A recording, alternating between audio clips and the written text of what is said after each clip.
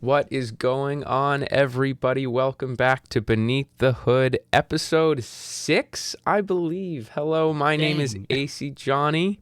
I am here joined with Mr. Bubba. Bubba, good evening. How are you? I'm good. Sorry, I'm dressed for work. I have not changed since being home. And you're Clean. dressed in Christmas jammies. We got a great duo here. Also dressed for work. Yes, this is where this is. I'm ready for sleep.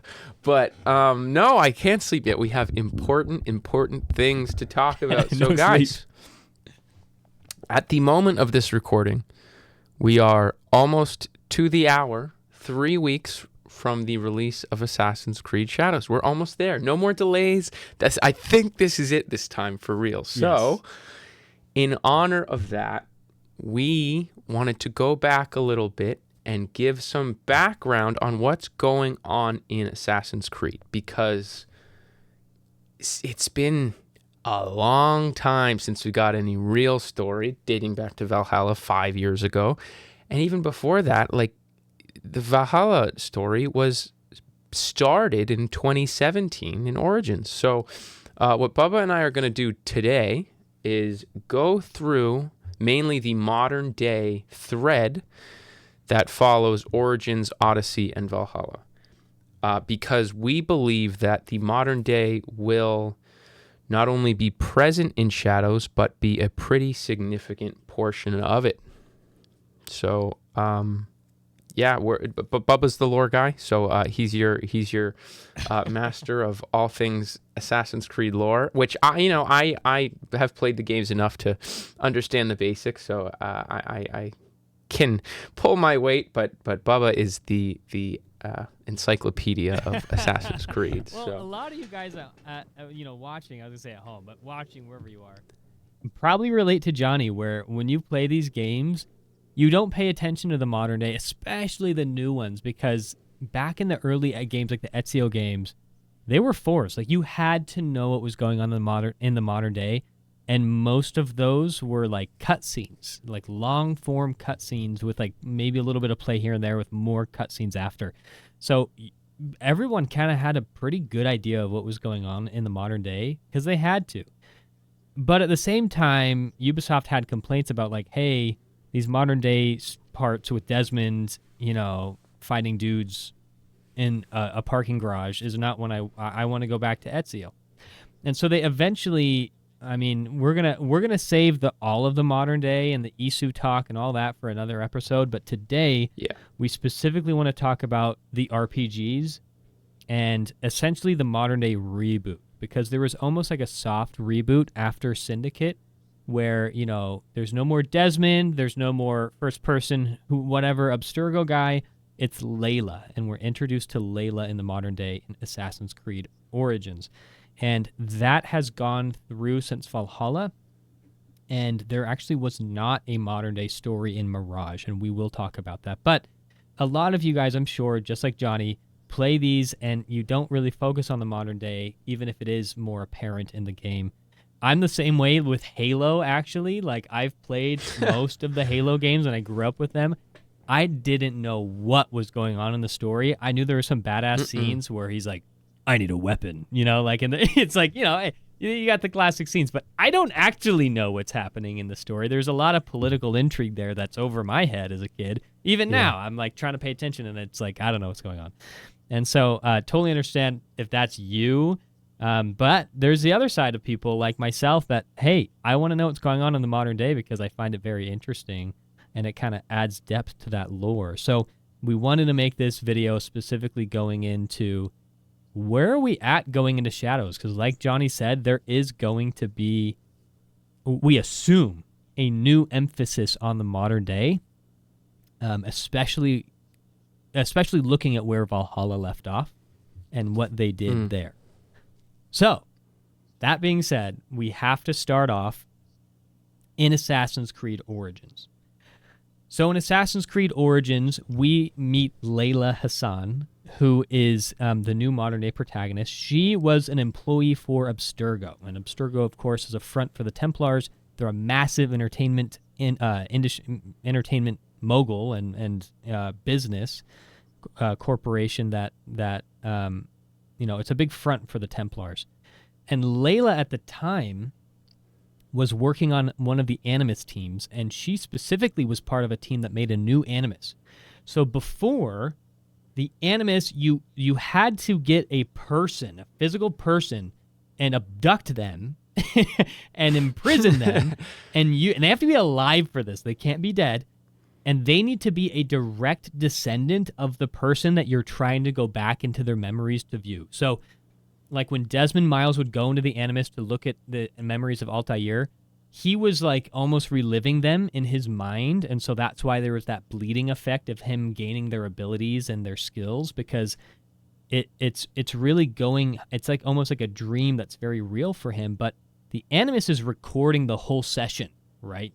It's like a VCR tape going, and maybe that's too old of a reference for half this audience.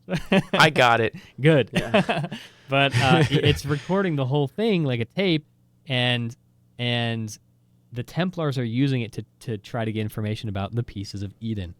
Again, the Pieces of Eden. We're not. This seems like a misplaced video because there's a lot that we have to ignore. I'm not going to go deep into what the Pieces of Eden are or the ISU, so please bear with me. Like Johnny said, we've got 3 weeks till Shadows comes out. We want to cover this topic, but hey, we will make a video talking more about the Pieces of Eden and the ISU and the old modern day. All of it. So stay tuned. But for today, and so that's how the old Animus used to work, right? And if the person died, that's it. You can't go back into their memories. You can't use their corpse. But Leila and a team at Abstergo, I almost said Ubisoft, same thing. Just kidding. No. Instant banned. At Abstergo, she was making a new Animus that only needed the DNA of the person, or I don't know if it has to be. I think that it can't be an ancestor. So you can't get the DNA from Desmond and then go look at the memories of Ezio. That's at least to my understanding. You have to find the person's DNA. And and let me just step in here because I just want to. I want to point out from a more outside perspective that I hated this change. I don't know about you, but to me, such a draw of the old games was that like. You have this, Desmond was so important because he was this descendant of, the Kenway line and then the Auditore line, and they all came together to be Desmond. And even after Desmond's story was finished, they went off and explored like Edward and Hatham and like these more characters who are still, they're all in Desmond's family tree, and that was such a cool thing for me. If you can look it up, the Desmond family tree, and it branches so far back, all these generations, and it made the writers like really think. Like have you ever seen that meme of Star Wars: The Clone Wars, where they had to so in Revenge of the Sith. Not to get too sidetracked, but in Revenge of the Sith, you're gonna get me started, dude. I could talk about Star Wars all day. Well, hold on. So. I believe it's Obi-Wan sees General Grievous and he goes, "Oh, you're taller than I imagined," or something like that. Oh, yeah. And so for the entirety of the Clone Wars show, all like 8, 9, 10 seasons, whatever there is, the writers meticulously wrote each story so that Obi-Wan and Grievous never met face to face. So that is it Anakin and Grievous? Oh, it's Anakin and Grievous. Yes. So that they never met face to face. Like they dodged all these plot lines and they wrote it so perfectly to keep that one line like sacred and so that it makes sense. And that's what it felt like with these Desmond games where they were like, yep, and you had this relative and this relative and this relative and they all come to be Desmond, and it made him feel so much more important, like the chosen one almost. Yeah. And then you lost that when they were because I don't know, is there another reason besides they were lazy that like they didn't want to write this thing about Leila could have been this descendant of them but just wasn't? Like I don't know the reasoning for it, but I never liked it and I miss the days of where you had to be related. Yeah, well, and it's good for another reason, and it's putting a limitation on a villain. And if you think of Abstergo as the villain, or the Templars here, they have created this phenomenal technology, but it is still limited, and that's what gives intrigue. And so that's where they're forced to find these golden eggs like Desmond and Subject 16, and was it 15 before? Obviously 15 before, but the guy who was stuck in the Animus. Yeah. And you have to really do a lot of research and genealogy, and that's also another front of theirs, is like some family tree thing, but really they're trying to find people that are related to assassins. And so it made it more difficult. But I wasn't too bugged about this change because it made sense in my opinion, because like, hey, you're getting the person's DNA. Like, it doesn't need to be an ancestor. But at the same time, we don't have remains of every person that they're trying to hunt after. Like, okay, they have the remains of Julius Caesar, but was he at all involved with the Piece of Eden? Obviously, in this game, the answer is yes. But, that was a bad example, I guess. King George III, just because they have his DNA doesn't mean that he had anything to do with any of that stuff. And so that, of course, makes it harder for them to, find these mummies and these bones, because you can't always find exactly the person you're looking for. I won't get into this quite yet, but in Assassin's Creed Valhalla, it's the same, where they had to find the bones of Eivor, and if it wasn't for Loki telling them where they were, they never would have found the bones of Eivor, which is very interesting. We'll get to there in a minute. But yeah, that is interesting. I think one thing to go off that same note of the changes of the Animus, what bugged me even more is that it used to be like a table, like a huge like tech table that he was laying on, and there's like dots that go down his spine, and they put like this thing over his eyes and everything, and he goes into the Animus, and he's like unconscious. And then the Animus really it eventually turned into like a really cozy red chair, which I always wanted to sit in. It looked pretty cozy in AC Brotherhood. Looked nice. But then in Black Flag is really where it took a turn, where they're like, oh no, it's just on your computer. Like it's like a game. You're just you're like watching a movie, you're playing a game as a pirate or whatever. And then in Assassin's Creed Origins, it seems to be some kind of chair again, where she has to hook up to it. It's actually it's cool. It's like a pod. It's kind of like in the movie Avatar. Yeah, I was just going to say that. She has to get in like this pod and like shut it. Or I think she shuts it, but it's really, really cool. Yep. And there's actually, just like in the old Assassin's Creed games, her companion, who, I apologize if you guys know in the comments what her name was, and Johnny, maybe you can look it up. Her friend, her female friend, the blonde chick that's there, she's like not actually there in person. She's like on the radio the whole time. She's like, hey, don't get up out of the Animus too fast. You're gonna like pass out again. Because apparently that happens a lot. And that actually did happen in the old games, where it's like, hey, chill out. Like, your brain is not used to being you again, and you need to take a minute. Does Victoria sound right? Yeah, Victoria. I think that's right. Okay. But then in Assassin's Creed Odyssey, they changed the Animus to be a pair of VR goggles.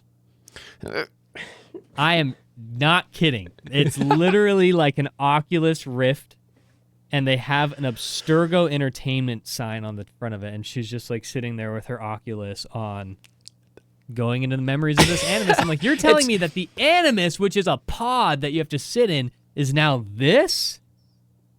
And it just didn't make sense. It's better than the desktop. It's better than the desktop. So it is better than the desktop. So we get to where were we? I didn't mean to derail us completely. So Leila's in the cave. She gets the DNA of these mummies. It's Aya and Bayek. She finds their bodies. She uses their DNA to go back in their memories. And remind me, the goal in Origins was to find what exactly? So here's kind of what happened with Leila. So like I said, she was part of that Abstergo team that was building this new Animus. Well, she's very smart. She caught on to the fact that the Abstergo is a front for these people called the Templars. And going into the Animus, because of course she's actually going into this Animus and testing things, and she's going into these memories, and she eventually found out for herself that, hey, I'm working for the bad guys here. And she doesn't go and seek out the assassins or anything like that. She kind of, I think at the time, sees them as like fanatic. But she's like, I know what they're looking for. I'm going to steal the Animus, like this state-of-the-art Animus. I'm going to steal it, go to Egypt, go find the mummies of the people they're trying to currently find, and go and look at their memories and try to figure out what they're trying to hide from everybody else, and what they're, hopefully protect everybody from what's going on here. So she does that. She finds the mummies because she's I think she's also kind of like a historian and, Yes. and archaeologist kind of Yes, has that background and that interest. Of course, being part of an Animus team, that's natural. And so she does find the mummies in this cave in Egypt, and she's hiding in this cave from Abstergo, and she takes the DNA of Bayek and Aya, who are the founders of the Assassin's Brotherhood, and she goes back into their memories. And she finds out a lot in those. We actually aren't getting to Pieces of Eden yet. Bayek and Aya were not. They didn't have any Pieces of Eden, I believe, in that game. Am I wrong? No, I that's why I couldn't think of one. I just forgot her goal of even, investigating them. But yeah. yeah, I wish I had a better answer. Honestly, it's not really written out. Like there's a lot here that is found. When you come out of the Animus and you're in the modern day, you can just go right back into the Animus. You don't need to wander around. But if you do, you can actually go to like Leila's computer and actually just like in Windows, open up her files and go and like read emails and look at videos and stuff. Like it's so tedious, and it's kind of like books in Skyrim, how it's like they exist but nobody really reads them, but they actually have a ton of lore in there. And it's like lore that you would never know unless you really take the time. So that's what a lot of this stuff comes from. Yeah. They don't say this outright. Like they don't really say, yeah, oh yeah, she was part of this team that made this Animus and then she escaped all the steps. Like that's like in those emails. Right. That you learn Right. Yeah, none of that is you basically start the game and you're in this cave as Leila, and there's no like, you kind of get the vibe that you're on the run about halfway through the game. I think you pop out of the Animus and somebody's, I think it's probably Victoria being like, they're looking for you or yada yada, Get something out, like yeah. that. Yeah. But okay, so Leila's doing she's not part of the Assassins yet, right? She's like her own, doing her own investigation. So, and she doesn't find anything of like crazy value, I think, she essentially becomes converted to the cause of the Assassins via Bayek and Aya, which is the best way to do it, honestly. Right. And she learns about this ancient order, just like the Templars, that were trying to gain control, and they were trying to find what is a piece of Eden in the tomb of Alexander. We won't get into that today, but long story short, Abstergo finds her, but so does William Miles. And so William Miles at one point, before Abstergo finds her, comes to Leila and says, hey, I heard about you and that you're on the run from Abstergo. Like, I know what's going on. I want you on my team. Because at this point, so William Miles is Desmond Miles' father, and he is the head of the Assassin's Brotherhood at this time, and even all the way back in the early AC games. He's been the head for a while. And the Assassin's Brotherhood is a tiny ragtag team at this point. There's other assassins that aren't in the game, so it's not just Sean and Rebecca and William. Like, there are others, but they're not really talked about or known too much in the game, but that's kind of the main core we talk about. And so William wants to recruit her because she's got significant experience with Abstergo and the Animus, and now she knows about the Assassins and Templars, and he's like, come fight for this cause. And she's not sold at first. But at the end, she is hunted by Abstergo, and William is there to aid her, and they get out of there. And she kind of teams up with the Assassins at this point and works with, and Rebecca as well, her friend, start working with the Assassins and William Miles and Rebecca and Sean. Yeah. So then we move into Assassin's Creed Origins. I guess Odyssey. just out of curiosity, Johnny, what do you remember about AC Origins? Or I'm sorry, Odyssey. Did I say Odyssey. Origins? I meant Odyssey. Yeah. What do you remember about the modern day in the beginning of Assassin's Creed Odyssey? Where do we start? We start in I believe, it's been a few years at this point since I started a new Odyssey playthrough, but I believe you start in like a rainy warehouse at night and you're hooked up to that VR headset. Like, it's like, and you're with your blonde friend, must be Victoria, I forget her name, but they're both there together, and she's kind of similar to how Origins was. You're just kind of into it. There's not a big modern day like mission. There's not like it's very similar to Origins in its mission structure of like, you can kind of just stay in the Animus the whole time if you want to. And then there's the similar thing with the emails and all that. But her story gets a little bit more substance in Odyssey, I would say, because she's got more, now that she's with the assassins, she got a bit more of a directive and something to find, a little more of a classic modern day story where I just to zoom out a little bit more, just for those of you who don't know, briefly, the whole point of what the assassins are doing with the Animus and what Abstergo's doing with the Animus is they are trying to go into the past, look into memories to locate pieces of Eden. That is the general premise. They want right? power. Yes, they want power, and basically the Templars want to use it, and the assassins want them to stop them from using it. So it's all to like go back in time. For example, right? Ezio finds it's the apple in Rome, right? And then in modern day, they all go to Rome or whatever, right? Like they go and they try to find where it was years ago, where things were hidden years ago. And Syndicate, right? They go under, I believe it's Buckingham Palace where they find the shroud. And so they zoom out to modern day and then they go to under Buckingham Palace to find the shroud. So it's all in an attempt to find a piece of Eden. So now in Odyssey, the piece of Eden that William Miles has in mind is the Staff of Hermes. And this staff is supposedly one of the more powerful pieces of Eden, one of the more impactful on the balance between the energy of the world, basically the natural order, I believe is how they describe it. So when these pieces of Eden are used or abused or depending on who uses them, they tend to cause an imbalance of nature, which can lead to these catastrophic events. So basically the assassins want to stop these catastrophic events from happening, and William believes that the Staff of Hermes is an important role in that, if I'm not mistaken. So, and remind me, so the Staff of Hermes has all these healing powers where you can like basically become immortal, right? And live forever. And did William know about this when he was looking for it? So what I understand is that the Templars kind of got wind of the Staff of Hermes in Atlantis, and that there was truth to this, and that Atlantis was really, they're on the hunt for Atlantis because it's an ISU stronghold essentially.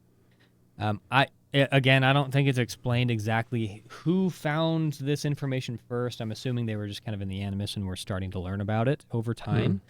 But that's true throughout all of Assassin's Creed is it starts with the apples of Eden, and then there's a staff of Eden, and then it goes wild from there. There's a lot of pieces of Eden that it's not explained how they ever got wind of it. They just kind of learn about, hey, we know about this thing that exists, we think. Now we want to find out if it does and where it is. Yeah. Then we can take advantage of it. And then the assassins are like, well, we need to find it first. And so with the Staff of Hermes, they know to go and look back into the memories of Cassandra and Alexios from ancient Greece. It's kind of dumb how it starts, honestly. It is. Because they find, so like we said before, they need to have the DNA of the person to go back in time. They don't find the skeletal remains of any of these characters. It's been thousands of years, right? This is like 200 or 400 BC. Yep. And so there's literally a scene, and y'all can look this up, where there's dirt, just like soil. And they kind of Leila just brushes aside the dirt, and the staff of the spear that Cassandra / Alexios uses in this game, it just is there. Like half a foot underneath this soil. And it's perfectly clean. Like it's just Ta-da! perfect. And it's like I found, and like the game literally starts out with like, what's her name? Not Veronica. Victoria. I found the staff. Yeah. And she's like, great, plug in the DNA. So like, there's still DNA on this. Plug it in. Not staff, on the spear, and then they just plug it into her freaking VR, and then she can go back in the like. It's stupid. It really is. They did not worry about explaining it one bit, which they do and whatever. But she finds their weapon that's thousands of years old, should be and dust that is by now. technically a piece of Eden, is it not? The Spear of Leonidas? The Spear of Leonidas is technically, I don't know if I'd call it a piece of Eden, but just a weapon. ISU weapon, ISU technology, sure. Because like majority of the ISU artifacts are not weapons, actually. They have a lot of different uses, but this is just a weapon. It's just a spear. And they upgrade it, in the forge throughout the game. But she finds this and she starts going back in time and looking at the memories and everything. But long story short, you'd be surprised actually. The main game of Assassin's Creed Odyssey does not go heavily into the modern day. But it's the DLCs, specifically the Atlantis DLC. What's the full name of that one? I'm just going to call it the Atlantis DLC. I don't actually remember. Fate of Atlantis? Something like that? They're in Atlantis at this point. They actually found Atlantis because of the memories of Cassandra/Alexios. They found Atlantis. So did Abstergo during this time, and there's a whole conflict there because they kind of found it at the same time. But essentially what happens is she has this VR, headset where she's going into the Animus, and the reason why they can't have the chair is because this is underwater, and she had to actually dive to get here. So I guess that's the only reason why she doesn't have the table. Is like, okay, well, I've got goggles, don't worry, because it's just her and Victoria down there. And I forgot. It was so they're actually underwater. in Atlantis, and it's just like a big empty room, really, surrounded by water. It's like a big bubble, almost like a big cave bubble. And basically, to my understanding, is long story short, I'm not going to get crazy deep into this. We can save this for another video. But Cassandra/Alexios, in their lifetime, they find the Staff of Hermes, and the Staff of Hermes has the ability to make them immortal. But there's a responsibility that comes with having the staff. Is like you're essentially the keeper of the staff and of Atlantis, because there's secrets within Atlantis that need to stay secret, which is why it's been secret all this time, is because of Cassandra/Alexios. I'm just going to say Cassandra because she's the canon option. Being the keeper for thousands of years. So Cassandra in this game, I'm not going to say spoilers because we're already this too far late. into it. Yeah, you go free play the game. Get out of here. She's been immortal all this time. And so at the end of the main game of Assassin's Creed Odyssey, Cassandra passes the staff along to Leila, and Leila now becomes the keeper. So she's now immortal, she has powers, all this stuff. But the staff's kind of messing with her. And there's like this, she almost needs to prove herself to be the wielder of the staff, and there's information that she needs to learn before truly becoming the keeper. And so this staff, which seems like it's this being, the staff has like a spirit, is talking to Leila, saying like, I need to show you these memories. You need to prove yourself that you're capable of becoming the keeper, all this stuff. And so she starts going into the memories of the ISU. And it's in the form of Cassandra, I think. Yeah. Because that's just how the game is played. It's how the Animus interprets it.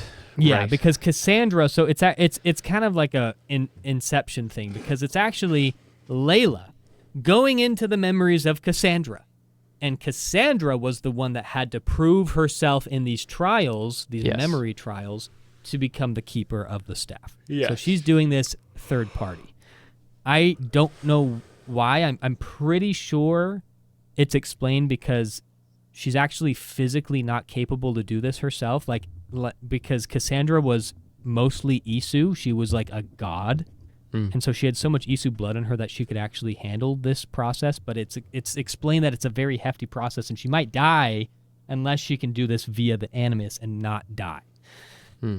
So that's at least my understanding, and I apologize to the audience if that's not a perfect understanding of it. I think it's pretty solid. Messy. It's a little messy. It is messy, and but there is like it's only messy because of, in my opinion, like what Ubisoft is pushing outside of Assassin's Creed, their marketing, right? Like the only reason you have this gender split in reality is so that you can, it's a true RPG, make your character play who you want to play. And then the writers get that note from Ubisoft, right? They get the note like, you should be either gender. And the writers go, oh, great, we have to work with this now. And so then they mix in the DNA and they mix in the Animus getting confused as to whose DNA it was. And so a lot of the messiness, I feel like, comes from those external things, but it is still there, because if you want to just focus on what is canon, that thread, it does follow things. And for example, like Aya is a direct descendant of Cassandra, which most people don't realize. I don't think they say that too directly anywhere outright. It's in like the tiniest scene that you just alludes to it. Yeah. Right. And things like that are really, really cool, where the writers they're trying their hardest to be like, yes, we can still hold on to this to be like a real, true story. And there's even better examples of that in Valhalla, I feel like, where they try their hardest to make it come full circle. And I think they do. So I think you've summed up Odyssey pretty good. Are we ready to move into what I think is the most important modern day story? You would be surprised, Johnny. Shiz is about to hit the fan because something drastic happens. But before I go into that, and it'll just take a second, I do want to know what Johnny's thing about the script writers in the modern day. If you look at how the stories are written, the first 5 games being AC 1, 2, Brotherhood, Revelations, and 3, it was very much, and you can just feel it.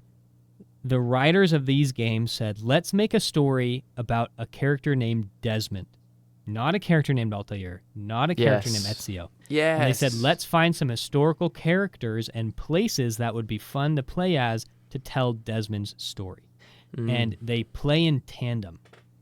And Altair and Ezio and Connor make Desmond's story better. Like, Desmond is not that cool by himself. True. It is the combination of those 4 people that make such a cool story. What eventually happened, and I'm 99% sure that this is what's going on, is they say, hey, writers, nice job with the Egypt game, or really, in reality, it's, hey, while you are writing that Egypt game, it's going to release soon, we're going to start one in ancient Greece. So if you can, go ahead and write a modern-day story that complements that. Right. So it's not the story of Leila. This is not the story of Leila. This is That's the story a really of good Bayek, point. And then it's the story of Odyssey with Cassandra, and then it's the story of Eivor. And they are absolutely, in essence, disconnected. They are not meant to be connected, even when they try. And so the writers, it's so forced, like with Cassandra showing up in AC Valhalla. Like, it was forced. Like, does it have reason? Yes. Does it make sense? Yes. But it wasn't like, oh, we were leading to this all this time. Like, oh, yeah, they totally were, like, teasing this. No. And same with Leila. All of her missions from game to game, there's, like, a sharp disconnect. Like, she goes from being recruited to William Isles to then the next scene she's digging up a weapon in the dirt saying, let's do this DNA. Like, wait, what? We just skipped all this story. We don't know what's going on. And so it's so disconnected. But, we push along because I think we're on better pastures now. But at the end of AC Odyssey, oh, yeah. She starts going nuts. Leila starts going nuts during these trials, and it's affecting her mind. And her friend, Victoria, is saying, you need to stop. You need to stop. You're going to die. Like, this is you can't handle doing these missions back to back, these trials. You need to take a break because your body can't handle this. And Leila gets mad at Victoria and kills her. She grabs the staff and hits her over the head so hard that she flies like 50 feet away into a set of concrete stairs and dies. I forgot about that. The most wild crap out of nowhere. And she wasn't even remorseful. She just goes back into the Animus. And then she's later she's like, oh, yeah, Victoria died, guys. Yeah, I don't know what happened. She freaking died. And it's brutal. What? And there's no repercussions of this in the game. There are no repercussions of Victoria dying. William Miles isn't like, what the hell, bro? Like, she was totally really forgot. vital. to this mission. Why did you just kill your friend? And you're a loose cannon. No, we're not going to. Like, there was nothing. I don't understand the point of it. She fights this guy from Abstergo. She kills him as well. Is that Otso Berg? Yeah. Who's like semi-important to the story. Not right now, though. No. And so he dies, and anyways, we move on, and we learn that there is, in fact, and I was kind of teasing at this, there is, in fact, a spirit within the staff. And we'll get into who that spirit is in Valhalla, because we don't learn about it until later, but throughout these trials, she appears. So she physically appears like a hologram spirit to Leila, talking to her. And she has a name. I cannot recall what her name is, but there is a spirit in this staff. We didn't know at the time that she was trapped in that staff, but she is. Let's fast forward now to Assassin's Creed Valhalla. Johnny, can you give us light onto how the modern day starts in Valhalla? So I believe, at least, that you're with the gang. It's Leila and Rebecca and Sean from the old games, and they're back, and it's like, the gang's back together. It's just Leila instead of Desmond, which stings. And you're in the northeast of North America, somewhere in the New York, Canada, like New England-y kind of area. Yeah. And you're in a cabin, and on the wall you have, this is in the very opening scene, you have the staff of Hermes is like in a nice case, all protected, and so it just shows it and pans over to Leila. So you're just supposed to have it in the back of your mind to be like, oh yeah, that's where we were. So the whole gang is here in North America because they received some sort of shady, kind of cryptic email from an unknown source saying, basically, go to these coordinates and go investigate there. And so they find these bones of somebody from long ago, and they plug it into the Animus, and the Animus doesn't know if to decide if it's male or female, and there's big reasons for that, which we will get to later on. But basically, they find out that these remains are from Eivor, who was a Viking back in, I think, around 900 AD, who came from Norway, who goes over to England, and eventually ends up here in North America where they find the remains. And you follow the story of this character who, during specifically in the classic, so you're in the Animus now and you're going through your story as Eivor, and when you make these assassinations during your classic like Ezio Feather sequences where like you talk to the guy one last time before he dies, he says his final words. In these ones with Eivor, you have this kind of shady figure leaning over his shoulder, whispering in his ear, and clearly Eivor's got some mental stuff going on because he's got some issues, because this guy's saying it's almost seems evil. He's saying like all these things about who Eivor is. No, you're like this chosen being. You're this important one. You should be ruling these people. It's like, it's literally like the devil on his shoulder in these sequences. And so we learn eventually who this is. And this is the ISU Odin. So Bubba, I will let you take over from here to go into the deep lore-y stuff. Yeah, so like what Johnny said, Eivor, he kind of has this dual personality thing where Odin doesn't take over his mind, but he's almost like in a dream sequence.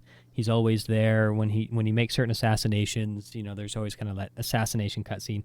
Odin's there, kind of making judgments, and am I right that he actually thinks that it's Odin, but on a religious point of view? He thinks he thinks it just. I mean, he was a Viking. He thinks it's Odin. He's like, this is God talking to me. I don't know why. It's yeah. He does. He's there's unsure. a lot of confliction, and over the course of the game, he goes against what Odin says multiple times, and it's starting to become troublesome. And so we learn eventually that this Odin is actually Odin, However, not Odin, the actual god, but Odin the Isu.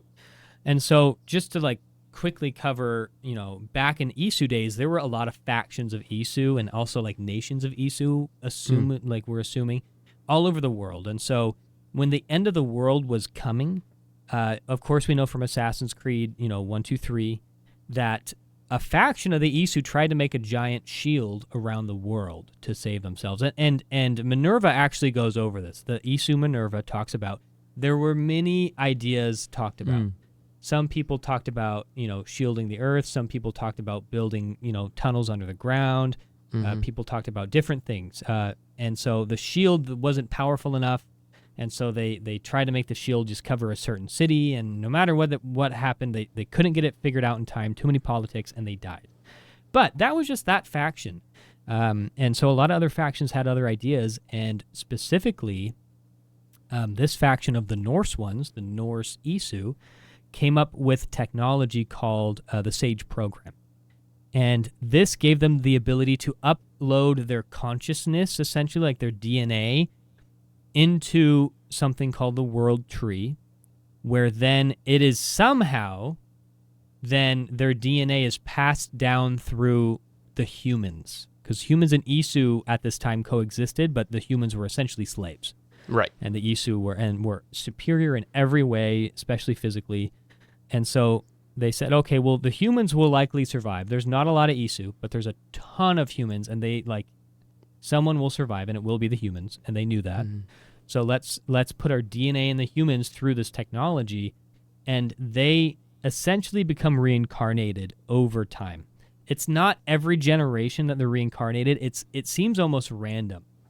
And so we actually don't know at this time if this is the first time that Odin has been reincarnated. I'm assuming so. There's not really evidence to show otherwise. But Odin is existing in Eivor. And like Johnny said with the Animus, it was confused if Eivor was a male or female, and that is why. It's because Eivor is actually a female, but she has the DNA of reincarnated Odin, Isu Odin, inside of her, and he was a male. And so it couldn't decide, wait a minute, is this a male or a female? Because it's got both DNA in there. However, the Sage Program was not perfect. Some reincarnated versions were there. It was like a match. It was like a physical match where the Isu spirit almost was able to overtake the actual person, and now that human is completely taken over from that Isu mind. But in this case, that was not true. Eivor was stubborn, and he did not let Odin take control, even though he was slowly trying to. And he eventually wards off Odin and kind of disconnects that mental, struggle Bridge. Between him and Odin. And so from there, Leila learns a lot from this, and they eventually learn how he got to the Americas and why he ended up dying there. But on their mission, in Eivor's memory, they learn about something called the World Tree. Johnny, do you want to take that part real quick? Talk about the World Tree. What happens when Leila then goes to the World Tree? So Leila, okay. You can talk about Eivor first if you'd like, going to the World Tree. No. Well, yes. So Eivor goes to talk about Loki. Well, yes. So okay, great. I will pick up from there. So this part. I know this part. So in the very beginning of Valhalla, when you're, at least in the beginning part, you're in Norway, you are met with Eivor's adopted brother Sigurd, and his friend from across the seas, who he's been working with, Basim. Basim is part of the Assassin's Brotherhood. He is a hidden one, technically speaking, and he's kind of a shady dude, but you don't really think much of it for the first half of the game. You just think he's kind of an assassin. He's sneaky and sly and kind of odd. And then you slowly learn more about Loki. I mean Basim. And sorry, it's late. It's 12:30. I'm slipping up. So Basim, you start to learn, is hanging out with Sigurd, and he's pushing this sort of religious godliness onto Sigurd, where he's obsessed with making Sigurd believe that he's some sort of godly, chosen, all-knowing being, and Sigurd's loving it. Sigurd's like, you know what? I totally am this like legendary being, and Eivor is getting a little, not jealous, but like suspicious and kind of worrying about Sigurd in that he's maybe being led down the wrong path by Basim. So, meantime, Eivor's getting all these visions of again, this person inside of him, Odin, and even deeper than that, through Valka, his like medicine lady.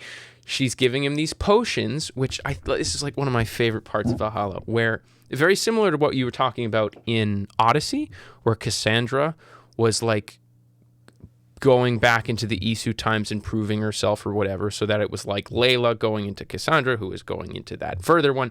This dream state you have is essentially an Animus back in 900s England, where Eivor would drink this potion, and then he goes into this dream world where he's in Asgard and not fully aware of the fact that he's literally reliving the events of his ancestors. And so you go through all these of the Isu. So you go through all these classic Norse stories of Odin and Freya and Loki and and you have all these characters, and then as the game goes on, you start to notice a lot of these similarities of the Isu that you're playing through these classic Norse stories, and then the people around Ravensthorpe in like the clan that's surrounding Eivor, and he's slowly starting to realize what's going on here. So I'm just blanking at this moment, but I believe Loki, back in the times, back in the Norse mythology times, has this son, Fenrir, who's a wolf essentially. Odin chains up this wolf because he's dangerous and he's like gigantic, and he fights him and all this stuff. And Loki vows to get his revenge on Odin. I believe that's his whole. That's a good motivation recap. here. Yeah, Loki is an enemy of Odin, just like in all Norse mythology. Right. So, you can even see it in the character models, and I picked up on this very late in the game, but I was like, oh, Loki is in the same way that Odin is in Eivor, Loki is in Basim. And as Bubba was alluding to, Loki, not Basim, Loki really takes over who this Basim person was, and he's basically in full control. This is Loki just walking around in England. Basim essentially doesn't exist. It's Basim is gone. It's literally Loki, and the whole reason that he's pushing this narrative of greatness and like godliness on Sigurd is because he believes that Sigurd is the sage for Odin. So he wants to find Odin to get his revenge on him. So he follows him all the way. They do their thing in England all together, and then Odin and Sigurd travel to Norway to find this what'd you call it? The Yggdrasil, the tree, the world tree. The world tree. And by the way, this is all because of Sigurd. Sigurd is having these visions. He's like, yes, I'm being called to this place. Eivor, come with me. And Eivor's like, what? I mean, yeah, why? I'll come to protect you and whatever, but. And he's like, I'm having these visions. There's this place. There's this, secret magical place that we need to go to. It's Valhalla. We need to go to Valhalla. Like, follow me. And at this point, Sigurd and Eivor are not really buddies. Like, they've kind of grown apart. But this is kind of Eivor slept with his wife. They punched each other at one point. It's a whole long story. Hey, I didn't do that. I actually did had that. a good ending. I did that. I love Renvi. Ending. I do it every time. I was like, no, be back. You are not for me.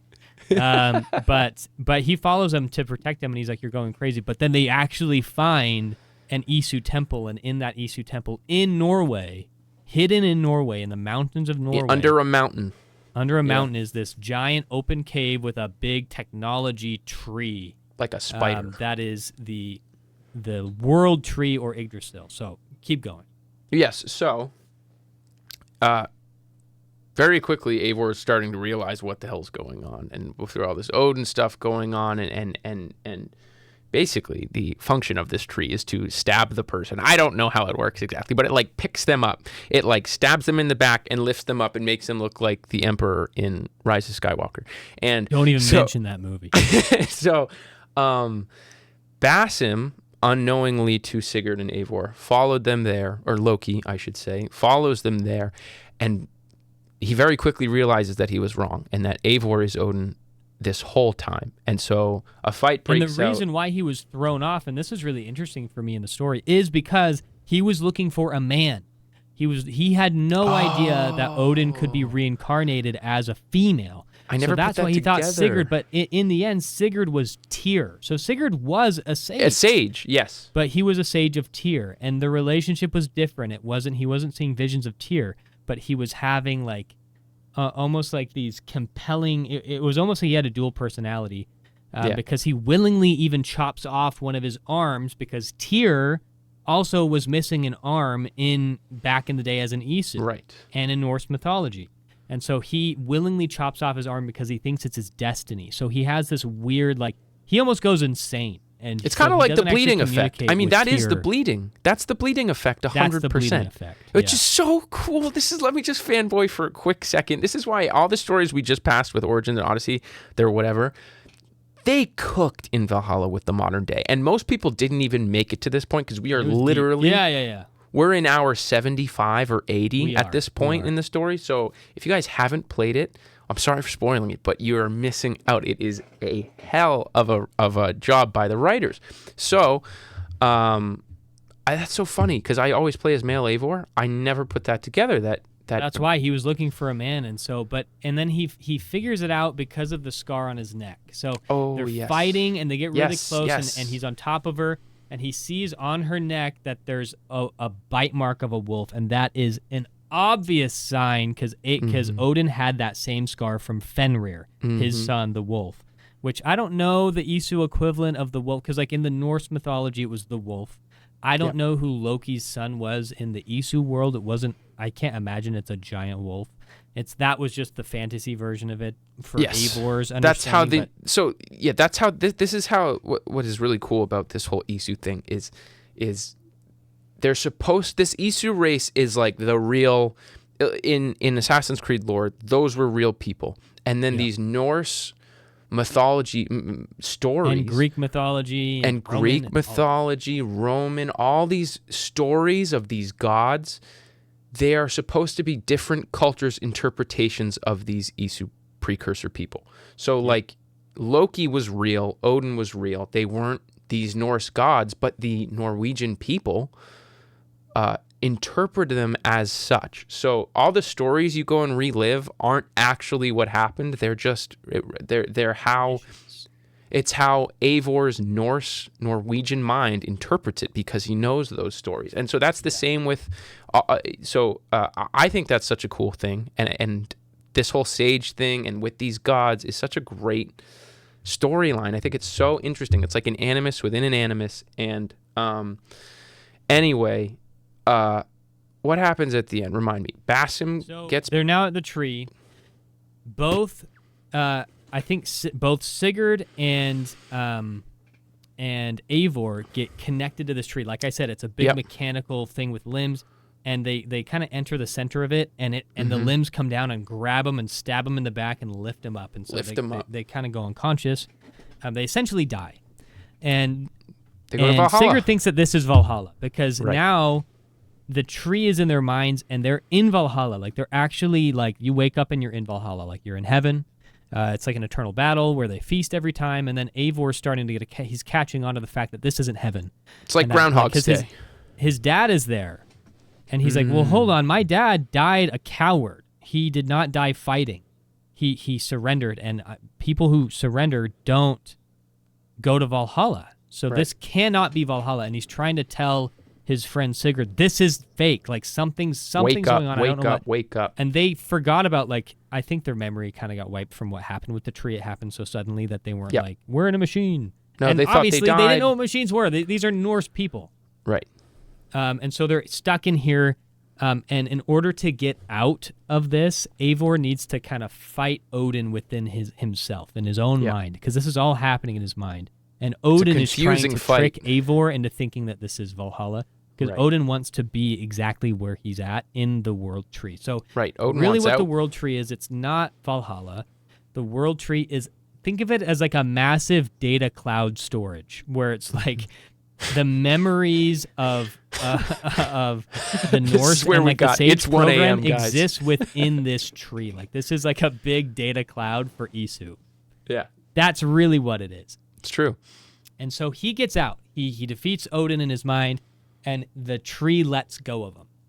And he gets out. And now it's just Eivor, pretty much, I believe. Right? Eivor's free. It is Eivor and Sigurd. They are now just themselves together with nobody inside of them, pretty much. So that's right. And so that's actually when they get out is when Loki appears, is when Basm appears. The fight happens. Eivor wins. Right. And Eivor wins by grabbing Loki and throwing him into the middle of the World Tree, and it grabs him and brings him. He gets all dangled up. Yes. However, once he's in there, it was actually good for Loki. So now let's fast forward now to the modern day. Eivor and Sigurd are good. They escape. They leave the World Tree. They're like, this is not for us. We're not coming back. They think Basim's dead. They think Basim's dead and hooked up to the tree, and they won, and they go back and live their happy lives. So their story is over. Their story is over. So now Leila goes to find the World Tree, and at this point, it looks very different. It is now, instead of like blue and mystical, it's now red, and like it's like melting. It's like the whole ice cave and everything is melting, and it's like overheating and all this stuff. Looks very corrupted, yeah. The explanation here is when Desmond in Assassin's Creed 3 turned on the shield to protect the world from the solar flare, the old ISU technology, he turned it on. He shielded the world from the solar flare. However, it never turned off. It killed Desmond, and it never turned off. And it's messing with the world's hemisphere, essentially. Polarity or something? Yeah. Sorry? Like the polarity of the poles of the world. Yeah, exactly. The poles and now you're seeing like the what's the night sky? What the colors called? Aurora Borealis. Aurora Borealis is all over the world because like everything's just effed up, and now there's like acid rain, and it's messing up all the the world stuff. is ending. The world is destroying itself because the shield never got turned off, and there's so much radiation happening that it's just like destroying itself, and everything's getting messed up. So you mean to tell me that Desmond's whole sacrifice was for nothing, Bubba? Is that what you're saying right now? I want to say yes. However, this is where things get good. Floyd does it. I'm going to make this fast. I know that it's super late for my friend Johnny over here. I'm having so much fun. But Leila goes, and it's like overheating because it's kind of connected to the. I think the World Tree is like, I actually don't know. I don't know how the World Tree is connected to the shield.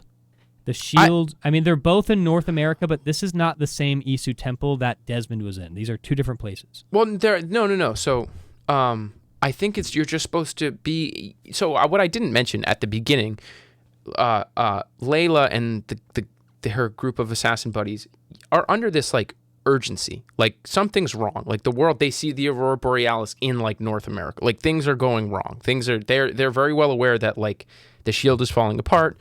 We're probably going to have another one of these cataclysmic events. We have to figure out how to stop this. So I think that the World Tree melting and like melting down is just supposed to be like an indicator that like, yeah, this it's happening. Like the same, very similar to what was happening with Desmond. Remember there were like earthquakes and stuff, like things were going bad. The world's ending is basically what you're supposed to assume. So go ahead.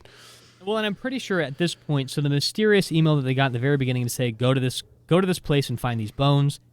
After she's done in the Animus and learns about Eivor's story, it says, now go to the World Tree. Like, that's the answer. Like, the World Tree is the answer to save the world. So they go, and they don't know who this mysterious, wise person is. She goes alone, Leila, with the staff. At this time in this game, she's afraid of the staff because she killed her friend with it. It really messed up her mind.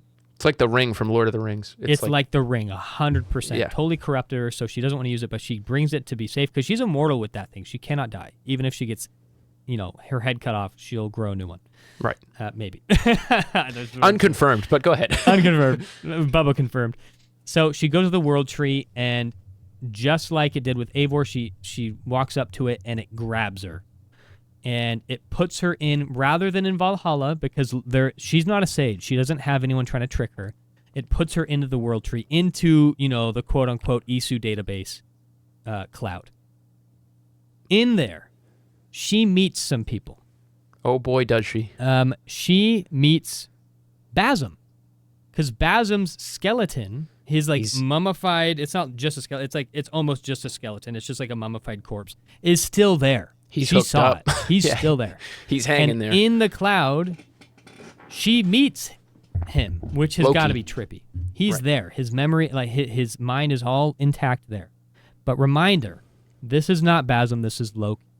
Yeah. She does not know that he's in complete control. I don't think. Maybe she alluded to it, but she doesn't talk about it. So I don't think so. Basm / Loki talks about the current situation. And they approach this big orb. It's like a white orb with black shapes on it. That is the same looking device that Desmond touched in Assassin's Creed 3 to turn on the shield. Yes. For some reason, there's one within this tree, within this cloud. Again, this is all in her mind. You're connecting to the ISU energy, because so what is true is all the ISU technology, all the pieces of Eden, they all work through this energy. And when this energy gets disrupted is when these cataclysmic events happen. So obviously by accessing the world tree, it runs on the same power or whatever. I guess, even though they were different factions. So she sees it, and Loki explains, you have a choice. There is so much radiation out in the real world right now from Yggdrasil, from the world tree, because it's malfunctioning. It's been on overdrive for 10 years. Your body's actually going to die in the next 3 minutes because of the amount of radiation. And so we have to make this decision now. You can touch this and turn off the shield and, restore order, save the world. However, it's gonna cause XYZ. Or you cannot touch it and instead, do XYZ. And so he's kind of telling all the probabilities. He's giving her all the options here. Mm-hmm. And it seems like he's kind of trying to help her, but in reality he's not. She can't decide, and then she sees a big golden tree in this image. She's in a big white area, and then she sees this big golden actual real tree with all these dots on it. And she approaches it, and she meets someone named the Reader. The Reader sounds familiar. A very familiar voice. A very familiar voice. He is pure white. You don't see a face. It's just a human-looking body, pure white, glowing like Silver Surfer. This is Desmond Miles. He does not introduce himself as Desmond, but we know from his voice, this is Desmond. Coolest thing, man. When he touched that orb in Assassin's Creed 3, he died, but his mind entered the world tree. And so he's been in here all this time, and he's been running probabilities. And so he talks about, just like what Loki's talking about, all of the probabilities of the end of the world. And he explains that all of the probabilities are showing that the world is going to end no matter what. What I did back in 2012 only delayed the inevitable. The world is going to end, and every single probability I can think of is leading to the end of the world. And essentially, what Leila decides is Loki / Basm. She just thinks it's Basm. Basm, I'm not going to leave. And I don't think she turns off the world tree. Am I right? That she doesn't turn it off. No. She leaves it on, and she says, I'm going to stay here. I'm going to let my body die in just a minute. And I'm going to stay here with the Reader and try to figure out a solution. She's like, 2 brains are better than 1. She's going to crunch the numbers with them. Great. Let's have another perspective here. Let's try to figure out a way together. And because what her idea was, hey, Desmond, or she doesn't know it's Desmond, hey, Mr. Reader, have you ever thought about what will happen if you actually let the world end and if it starts anew? Because that's the same dilemma that Desmond had. You can either keep yourself alive, and you'll be protected in this room from the end of the world, and you will come out, but civilization will be utterly destroyed, and you'll have to start fresh. And Juno talks about, and other evil factions will arise. She actually kind of reads the future. She's like, you will die a martyr, and people will worship you like a religion, and that religion will go corrupt and rule the world. Terrible ending. Or you can kill yourself by touching this orb and save the world as it is in its current state with its corruption. What do you want to do? It's like a lose-lose, right? Mm-hmm. So he decides to save the world, hoping that they can figure out a way to make it better. Same thing here. It's like, hey, you can either, you can save the world or not, whatever. But she says, have you ever thought about just letting the world be destroyed and what the probabilities are of after that? And so he's like, that's a good idea. And so they kind of both become readers. She stays. Goodbye, Leila. A great ending for This her. was Loki's plan the whole time. The whole time. Because while the reader was in the world tree, figuring out probabilities of the end of the world and trying to figure out how to save it, Loki was also running probabilities. And the world tree, they kind of have like abilities to kind of touch the real world, even though they're in the world tree. Just like Juno and Minerva, right? They appear to Desmond in hologram forms, not a memory, and they talk to Desmond. Mm-hmm. Loki was the one that sent that email. Loki was the one that led them to the bones of Eivor, and he was the one that led them to the world tree. So then specifically Leila would go to the world tree and that he would convince her to stay. What a beast. He leaves. Mind you, he is so dead. He is so dead. Super dead. Yeah, However, he knows what's out there waiting for him. He was on that tree, I just want to remind people, for over 1,000 years. He was hanging there for over 1,000 years. And what does Basim leave with, Mr. Bubba? So, again, he ran the probabilities and he made this happen. He comes out, it lets go of him. Because he can leave at any point. He lets go, and his body lands on top of the Staff of Eden, the Staff of Hermes, which makes you immortal. Ta-da. His body rejuvenates immediately, and he is alive again. This was all part of the plan because there was two people at play here. It's not just Loki. The person that is trapped within the staff is Loki's wife. I don't remember her name, and I apologize. I don't either. But it's Loki's her. wife, his ISU wife. Yeah. And they are both equally mad at Odin for what Odin did to their son. Right. And so she's stuck in this staff as a spirit. To be frank with you, I don't know how she got stuck there. I think it was Odin. But she was stuck in this staff, and maybe it was how she survived, because it was kind of like her own little, Yggdrasil. But now Loki has the Staff of Eden and is immortal and is reunited with his wife. Moving on, so now Leila's dead. Yay! What does Loki do? I'm going to move this to you now. What does Loki do after leaving that room? Loki goes on home. And by home, I mean to old Becky and Sean. And so they meet up, and confusion happens. Well, he's wearing this like Nirvana shirt, or like this, like he's wearing like it has like these like later, wolves, yeah, like this furry like shirt. He's got like these wolves all over him. It's like a little jest, a little poking at old Eivor there, and this is at the point in which William Miles comes in. Am I correct? Yeah. Pretty so much. he goes back, and the assassins are like, "What? Where is going on? Wait a minute. Who are you?" And so now Loki goes back into Basim mode, and he's playing like this chill, like he's wearing a hoodie, like he's like, "You know who I am?" Yeah, I'm Basim. I'm this like assassin man. I'm an assassin like you, and they kind of fall for it, right? They're like, "Oh, cool. He's like this benevolent, like he's walking around like nothing happened. Like he hadn't just been hung up for what happened in the world tree." He's like, "Yeah, Leila went, stayed behind and wanted me to come out and told me to take the staff and all this stuff." Like it's his word against nobody's. Like, you're right, because he has the staff. Everybody else is gone. So and that's kind of where it leaves off. I mean, and you're left with this like it's a huge cliffhanger that is now 5 years old as to where oh my gosh, that's wild to think about. Where's the story gonna go? So so from there, touch on Mirage real quick.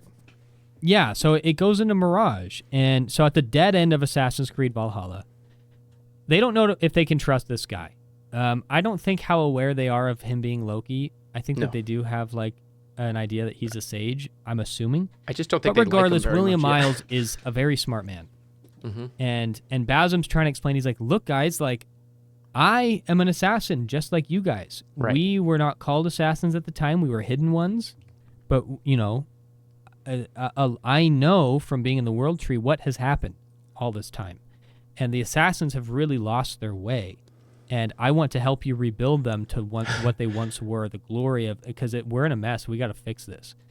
And so they're like, oh, yeah, he's right. I mean, he's an assassin okay. And, you know, all this stuff. And so William Miles, being smart, was said, I don't trust you. Give me a vial of your blood.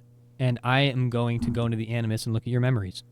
And Loki completely willingly says, go for it. I totally understand why. Mm-hmm. And he's being very friendly. He's like, I totally understand why. Yeah, go ahead. Look at my memories.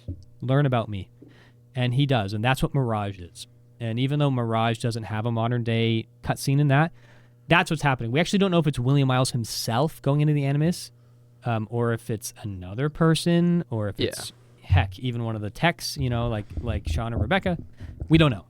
But that's what that is. That Mirage exists because they're going into the memories of Basim to learn when what his story is and how he paired with Loki. And it was very similar to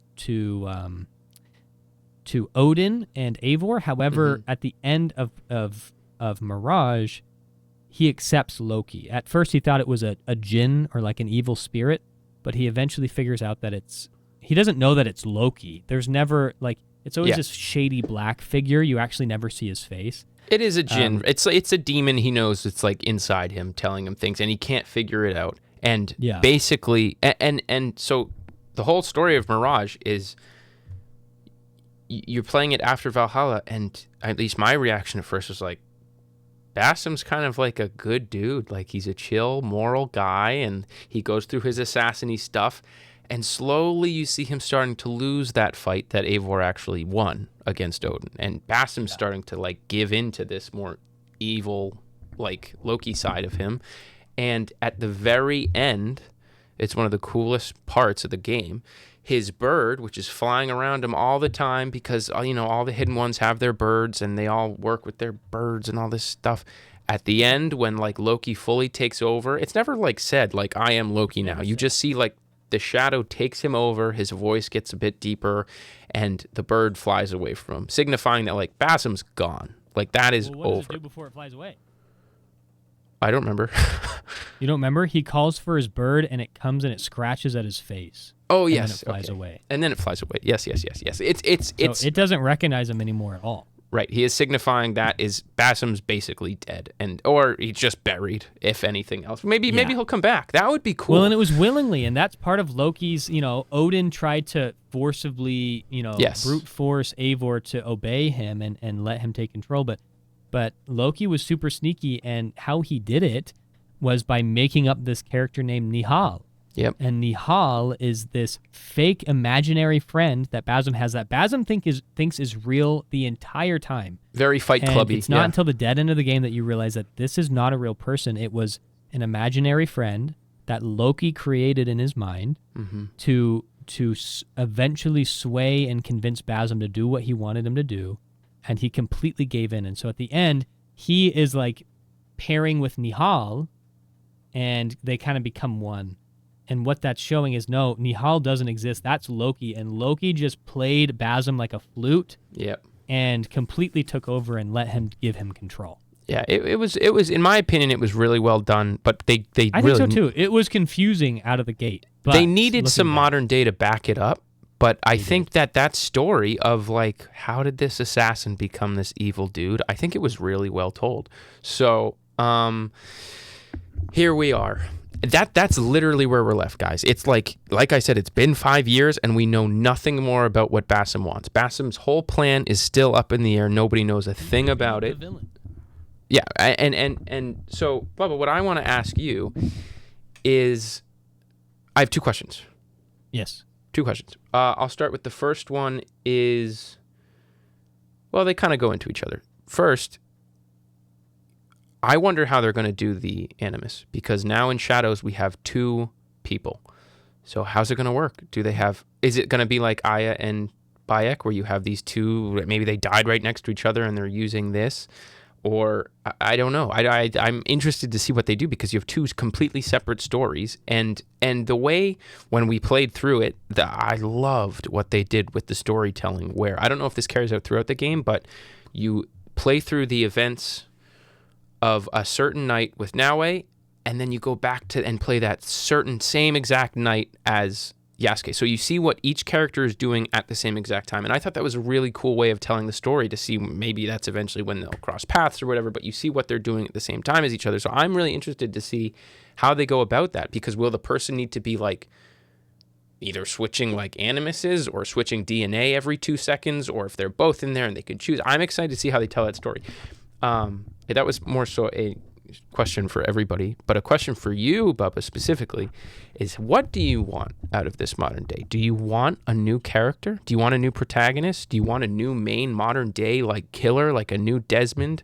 Or do you want like me personally? I didn't mind the cutscene style of Syndicate and Unity. I thought it told the story not well, but because there wasn't too many cutscenes, but like, I don't love modern day gameplay, so if they have a really well written out story in cutscenes, I don't really have a problem with it, but what do you want? Yeah, that's a great question, and honestly, I think the broadest way to answer that is, how badly does Ubisoft want to make money? And what I mean by that is, if you look back to Assassin's Creed 3, it ended. Assassin's Creed ended. And that could have been Juno won, and I think everyone thought, and that was the original plan, was after Assassin's Creed, technically Assassin's Creed Brotherhood, but after AC3, it was supposed to be now modern day. And after Brotherhood, it was supposed to be about Desmond in the modern day completely. And it's like an Abstergo Assassins game. Sounds awful, but yeah. It's like, like Watch Dogs, essentially, right? Yes. That's kind of what they wanted to do. Probably turned into Watch Dogs, yeah. I won't be surprised. Yeah, I wouldn't be surprised if they actually started development and then they said, let's go a different direction and make its own game. Yeah. Probably would happen. Seriously. Because that was that same time frame. But they end it with AC3. And so, okay, well, shoot, this was a really successful franchise. We can't just end it. We have to keep going. You can't just save the day and then call it good. And so, like, kind of same with Marvel. Like, after Endgame, it's like, well, you can't just end it. But even though maybe they should have. You got to rebuild. Yeah. And so, like, Marvel's been trying to rebuild, and we could, we're not going to go into that. We could talk about Marvel for a long time. But they're trying to rebuild, right? They're trying to, like, in Marvel, as a comparison, they were trying to do the King thing, and now they're trying to do the Doom thing, and they're struggling, but they're trying to rebuild it to have another finale. I'm hoping that that's what's happening here.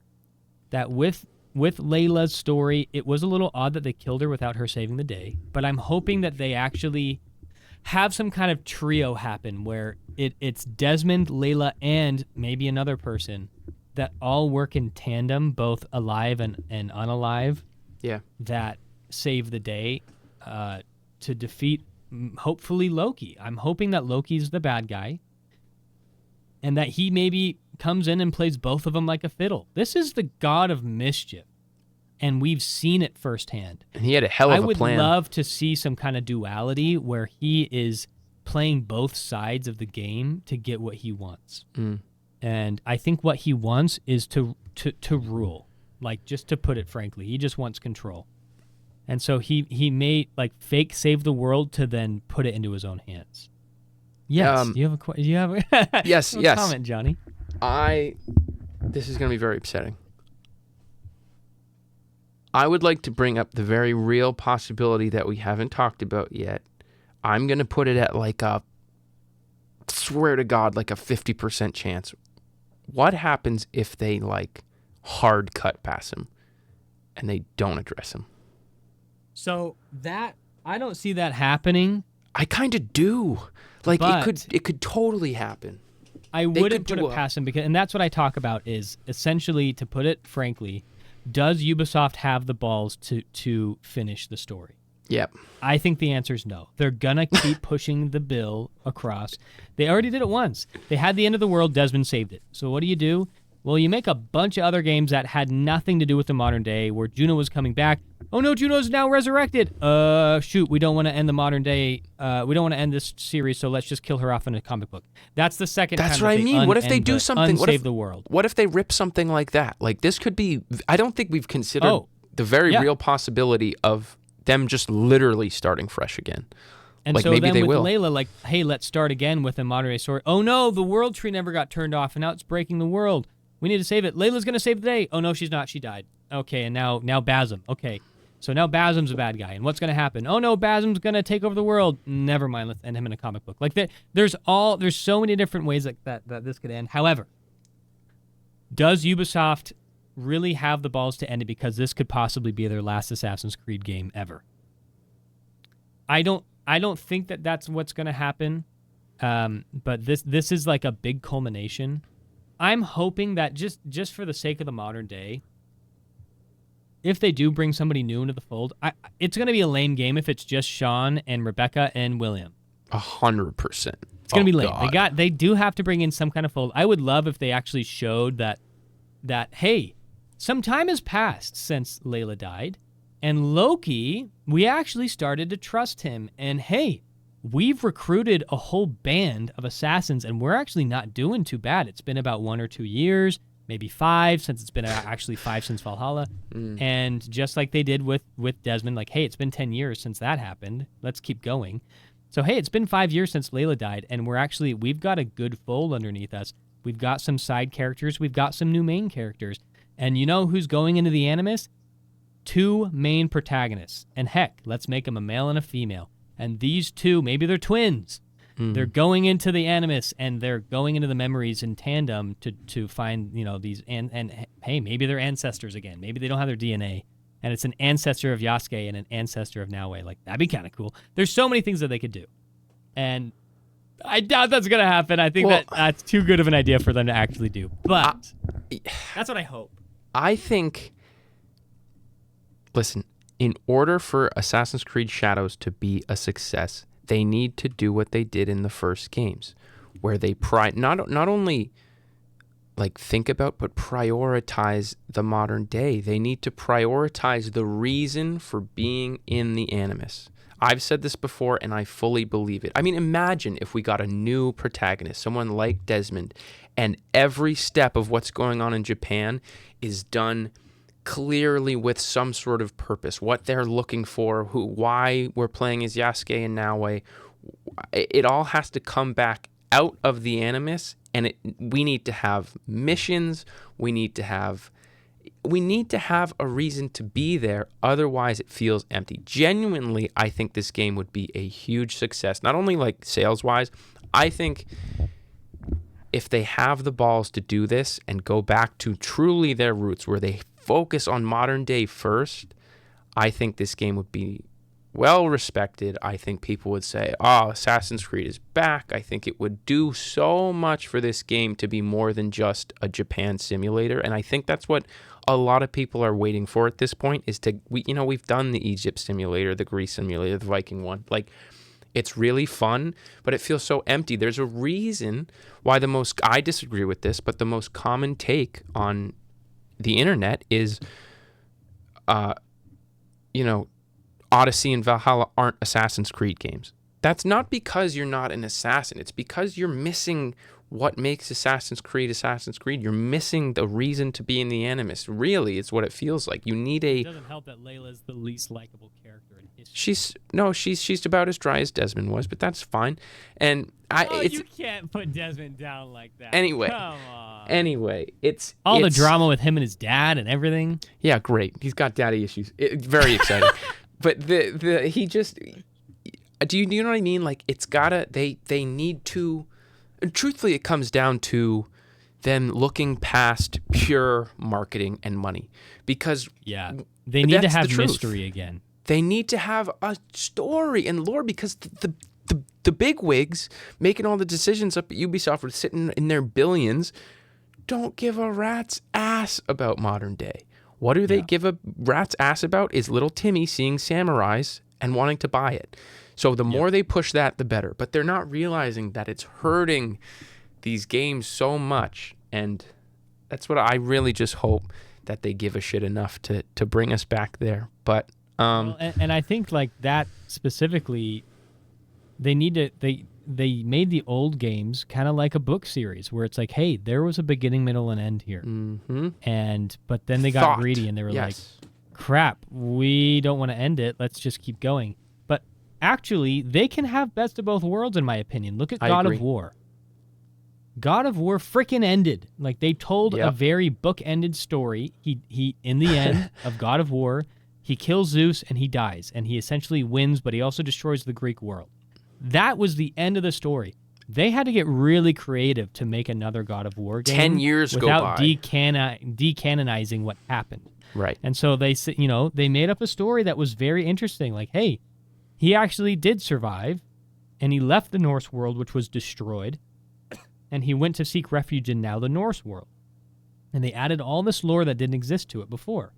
And they explained that the Earth is, not to get into that lore, but that there's like kind of different hemispheres and stuff. And so then they tell a new story. Well, guess what? God of War was a duology, and it's done. But they're probably, I'm pretty sure it's confirmed they're going to make a new game and that they're heading to Egypt. They're going to Egypt. I heard that as well. And so, I think those are all leaks. But like, they're probably going to keep making God of War games. But it makes sense because they're kind of treating each, it's like a series. Like, here's the Greek series, and here's the Norse series. It's exactly what Assassin's Creed does, just with like, they took their freaking time. Like, but just bookend it. So, like, here's the Desmond saga, here's the Leila saga, and have the struggle be something else each time. So, like, with Desmond, it was trying to save the world from a solar flare.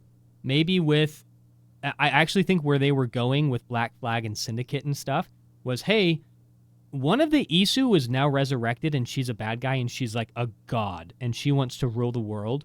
So we need to find out how to stop her. And they could have done that so much better than they did, and they could have actually finished it. Yeah. Like, what they did in the comic book, they could have done in the game, and that would have been fine. Yep. Where it's like, we ended up killing the bad guy. We won in the end. We beat the bad guy. Next story. Well, actually, turns out the shield was never shut down, and the world is now destroying itself. So rather than a person, it's like a thing that's happening. We need to find a way to stop it. Okay, next story. Now we're at Loki. Loki, let's say, for example, is wanting to rule the world just like Juno, but he's doing it in a different manner. He's got different tools. He's not an Isu. He's still a human, but he's got the staff. And maybe he's going to try to play both sides of Abstergo and the assassins and take over. Defeat him. Like, get to the end, and I'm hoping that it's with this story. Well, but like, defeat him and move on to the next one, because there's so many bad guys that you can make. That's such an interesting point that you made, actually, that we're at the same crossroads we were at the end of Syndicate. You have this, it's actually it's crazy identical, because Ubisoft's in hot water. Same deal again. Here we are again. Unity came out. Ubisoft reputation was essentially ruined. That was the peak of, like, Assassin's Creed's cool, and ever since then it's just gone down to where they were just pumping out games. Now these new ones suck. All this other stuff that people say. It was peaked at Unity, and they got a really bad rep. And they put out Syndicate, and people were mad, and they hated Ubisoft. And so they had this really interesting crossroads where they took 2 years, and they said, let's make a new kind of game. We're going to end it. And so that's why they did away with their story. They buried it, right? The Juno stuff. They said, just end it in the comic book and we'll start fresh. This is kind of like a second chance. Ubisoft's in hot water. It's been a big break in between their last, like, games. Like, it's been 5 years to continue this story. Like, are they going to sack up and finish it? Like you said, are they going to really commit? That's what they're missing, is commitment, because they're we're in hot water, it's not good, let's restart, let's make money, let's restart, let's make money. I hope for the fans they finish this thing, because I if they finish this well, and it is about Basim and Loki and all this stuff, I'm happy to see this as an Origins all the way, including Mirage to Shadows, bookend it and be done with it. And then do another thing. But they gotta have the balls to do it, and I'm really praying that they do. So,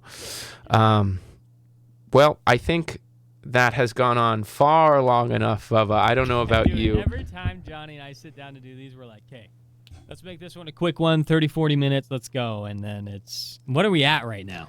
We're at an hour, a little over an hour and a half, but it's almost 2 hours, yeah. This has been so fun, and I'm so glad. Guys, I told you, Bubba's the lore guy. He knows everything. You carried on those, because you know what this did for me, though? I'm so glad we did this episode for my own sake, because it's been so long, since I've played through like these games start to finish, but even longer since I've paid attention, because the last few times, I don't skip the cutscenes or anything, but I've seen them.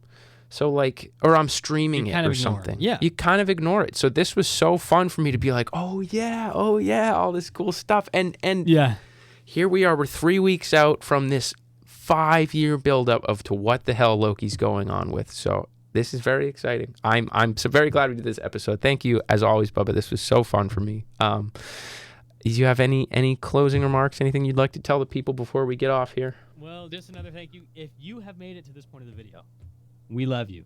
Thank you for being an Assassin's Creed fan with us. Thanks for listening to us go on about this kind of stuff. We're so sorry. We probably got a lot of things wrong in this video. We don't know everything. Like, we're not an encyclopedia about Assassin's Creed. Yeah. So if we got stuff wrong, please correct us in the comments. Tell us. But then also, I'm sure that you guys have a lot of ideas of what you would like to listen to. Like, you know, we of course have our own ideas. We do want to start doing similar to my old series on TikTok, going into the stories of each game. Like, let's tell the story. Let's talk about the story of Altair.